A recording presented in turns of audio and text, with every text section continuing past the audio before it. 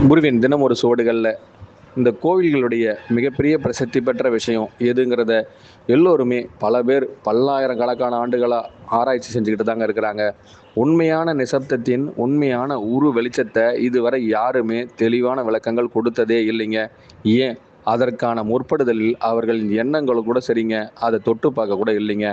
எங்களுடைய கால சுவடுகளிலும் எங்களுடைய தவசோடுகளிலும் என்றும் மாறாது எங்கள் குருநாதர் ஒவ்வொரு அருங்காட்சியகத்தில் இருக்கின்ற ஒவ்வொரு விளக்கத்தையும், கோவில்களின் சிற்பங்களின் எதை எப்படியெல்லாம் நுணுக்கமாக இவர்கள் எதற்காக கையாண்டார்கள், எதனை சொல்ல விரும்பினார்களோ அதை அப்பட்டமாக அப்படியே வெளிப்படுத்தி காட்ட அவர்கள் செய்த காரண காரியம் என்ன என்பதை எங்களால் தவிர வேற எங்குமே குறிப்பிட முடியாதுங்க. நிதர்சனத்தை உணர்த்திய குருநாதருக்கு நித்தியவான் என்ற பெயரை மட்டும் இல்லைங்க, அவர் அனைத்திற்கும் ஆபத் சகாயஸ்வரர் கூட சொல்லலாங்க.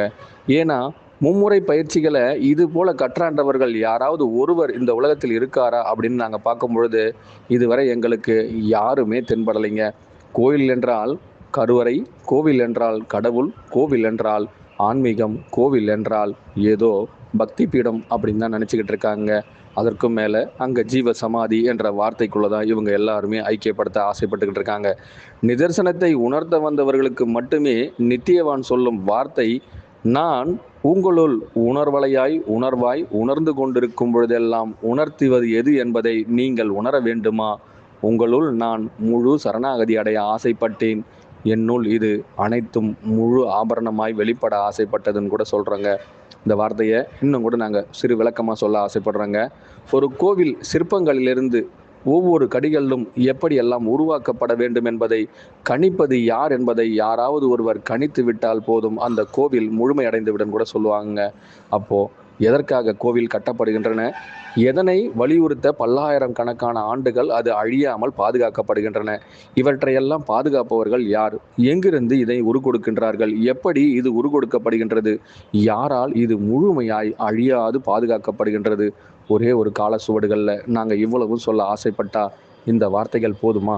இன்னும் கூட நாங்கள் நிறைய விஷயங்களோடு எங்களுடைய பகுப்பாய்வுக்குள்ள உங்களுக்கால் எது வேண்டுமோ அதை நாங்கள் முழு விளக்கத்தோடு தர ஆசைப்படுகின்றோம்.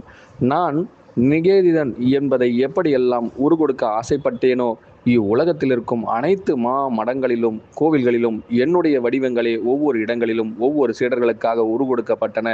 ஓ சீடனே, உன்னுள் உருவம் எது என்பதை நீ கண்டுகொள்ள என்னுள் நீ குடிகொள்ளவா. உன்னுள் நான் குடி வந்தால் அக்கோவிலில் நீயே கருவறை கடவுளாய் மாறிவிடுவாய். இந்த வார்த்தை ரொம்ப அற்புதமானதுங்க. நீங்கள் கடவுள் என்ற வார்த்தைக்கு உங்களை நாங்கள் ஒவ்வொரு இடத்துக்கும் அழைத்து செல்லும் பொழுதெல்லாம் சுற்றி பார்க்கவோ சுற்றுலாவிற்கோ இல்லைங்க.